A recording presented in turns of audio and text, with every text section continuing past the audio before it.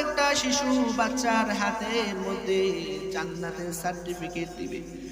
জান্নাতের সার্টিফিকেট দিয়া বলবে, ওরে আমার শিশু বাচ্চারা, তোমরা সরাসরি জান্নাতের মধ্যে চলে যাও। সুবহানাল্লাহ। আল্লাহ তাআলা বলবেন, শিশু বাচ্চারা তোমরা সরাসরি জান্নাতে চলে যাও। তখন শিশু বাচ্চারা বলবে, আল্লাহ, দুনিয়ার মধ্যে যে পিতার উরুস থেকে মায়ের গর্ভে জন্মগ্রহণ করেছিলাম, ওই মাকে মা বলে দুনিয়াতে ডাকতে পারি নাই গো আল্লাহ। মাত্র 1 মিনিটের সময় নিয়ে আসছি, মাত্র 1 ঘন্টার সময় নিয়ে আসছি গো আল্লাহ। আজ জান্নাতে যাইয়া মাকে মা বলে ডাকতে পারবো না।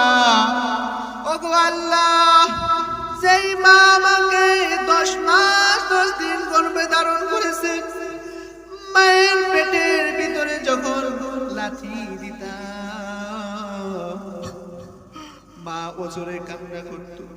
বাবা যখন জিজ্ঞেস করত, ওরে সন্তানের মা কেন কান্না করো, তখন আমার মা বলতো, আমি এমনি কান্না করতেছি। ও গো আল্লাহ, তুমি জান্নাত দিলা, কিন্তু গো আল্লাহ ওই জান্নাতের মধ্যে যাইয়া মা মা বলে ডাকতে পারবো না, বাবাকে বাবা বলে ডাকতে পারবো না। ও গো আল্লাহ, যে জান্নাতে মা বলে ডাকতে পারবো না, যে জান্নাতে বাবাকে বাবা বলে ডাকতে পারবো না গো আল্লাহ, ওই জান্নাতের দরকার আমার নাই। ও গো আল্লাহ, যে জান্নাতে মা নাই বাবা নাই, সেই জান্নাতের আমার দরকার নাই, তোমার জান্নাত তুমি নিয়ে যাও। তখন আল্লাহ তাআলা বলবে, ও শিশু বাচ্চারা শুনো, ও শিশু বাচ্চারা শুনো, আমি আল্লাহ হচ্ছে মুনাল্লাহ। আমি আল্লাহ যদি কাউকে কোনো কিছু দেই, তা আমি আর দ্বিতীয়বার ফেরত নেই না। আমি আল্লাহ হচ্ছে এমন আল্লাহ, আমি আল্লাহ যদি কাউকে গিফট করি, কাউকে উপহার দেই, সেই উপহার আমি আর আল্লাহ নিজে ফেরত নেই না। ওরে শিশু বাচ্চা, তোদের চিন্তার কারণ নাই, তোর মা বাপকে তুই তো জান্নাতে নিবি, তোর যার ইচ্ছা তাদেরকে নিয়ে তুই সব জান্নাতে নিয়ে যা।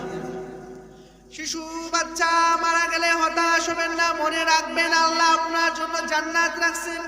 ওই শিশু বাচ্চাগুলো আপনাকে নিয়ে জান্নাতে যাবে।